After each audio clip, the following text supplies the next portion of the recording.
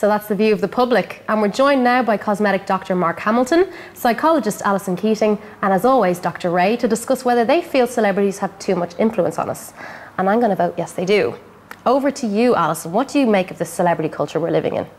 We live in a celebrity, it's just insane how driven we are by it. And I mean, people always blame the media, and I think it sounds a bit fickle because, you know, the truth is the media has a huge impact, and we're literally brainwashed, not just by the media but by the internet.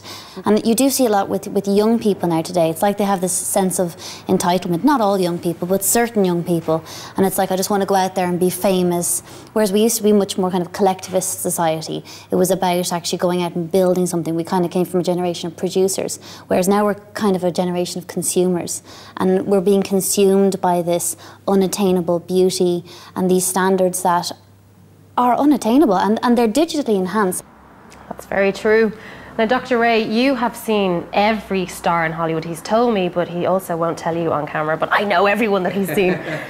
Are there any celebrities left who are beautiful naturally? Do any exist? I have to, I'd say Grace Kelly was, and I have to look back in history a little bit. I think Grace Kelly was perfect. But to reassure women, because again, against the media that portrays women in a certain way, it doesn't exist. I have never met a woman who was happy with herself. What statement that is. We men, you know, my ears stick out, my legs are too skinny. Who cares, right, Mark? We don't really care. But in the 17 years I've been a surgeon, particularly in Hollywood, Beverly Hills, I have never undressed a woman who liked herself. And I've undressed 30,000 of the most perfect women in the world. These are A-listers, you know, they're athletes, they're queens, they're princesses, presidents' wives. Never met one that was happy. Now, Mark, I'm wondering if it's the same in Ireland. I'm guessing it is. Are we as celebrity focused as our American counterparts? Do people come in and go, I want Britney Spears' nose or Jessica Biel's behind or whatever it is? I don't think we're on that level yet, but I think it's coming. If we look at the magazines on the shelf at the moment, we see that the media is being driven by celebrity culture. We've touched on that already. We're obsessed with how they look, for good or for bad. We love the makeovers where a celebrity has had some work done in secret and suddenly they look amazing, and we compliment them, we compliment the surgeon. And then whenever they have these makeover disasters, we love to tear them apart as well. And there's a kind of there's a gory fixation with the makeovers and transformations that happen in celebrity culture, but also how they look shapes our opinion of what we should look like as well. And for good or for bad, you know, that's something that's with us to stay. Bodies have actually become commodities.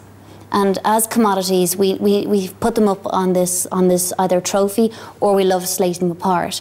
And it's like people love judging them and critiquing them and picking at every single little flaw. These are people we're talking about. And as a society, we do project onto, you know, celebrities, and we think they're having these wonderful lives and they must be so happy. But, you know, as you're saying, so many of your clients are not happy and they're seemingly perfect.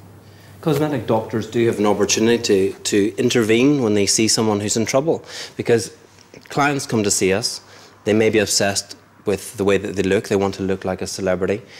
When we probe deeper, we find out that there are psychological issues, and you know, we have a responsibility to try and moderate that behaviour and point them in the right direction. So sometimes actually coming to see us can actually be a turning point in a good way. Because many of the cosmetic doctors that I know are very unlikely to treat someone who they feel uneasy with and who appears to have a deep-seated psychological disorder. So it can be, you know, a point of help for them, actually, more than us as cosmetic doctors, physicians, actually causing the problem. It can be therapeutic almost. Exactly. Yeah. Final question. What are the most popular requests? Who does everyone want to look like right now in your surgery? Certainly Carmen Electra for the breast. Well, yeah, that's, although Jennifer Aniston, as of the last few months, has become a lot more popular, so a more reasonable size. Cindy Crawford. Talk about somebody who was very big in the 90s and perhaps even the 80s. Kind of coming back a little bit, that square jaw and high cheekbones. Nicole Kidman in the nose, that's perennial. That's been forever and a day. Jessica Biel and the perfect tushy, probably the second or third most common operation to do today, is the fat transfer to the buttocks. Why any woman would want more fat in her behind is beyond my comprehension. Make sure to join us for the final part of the show.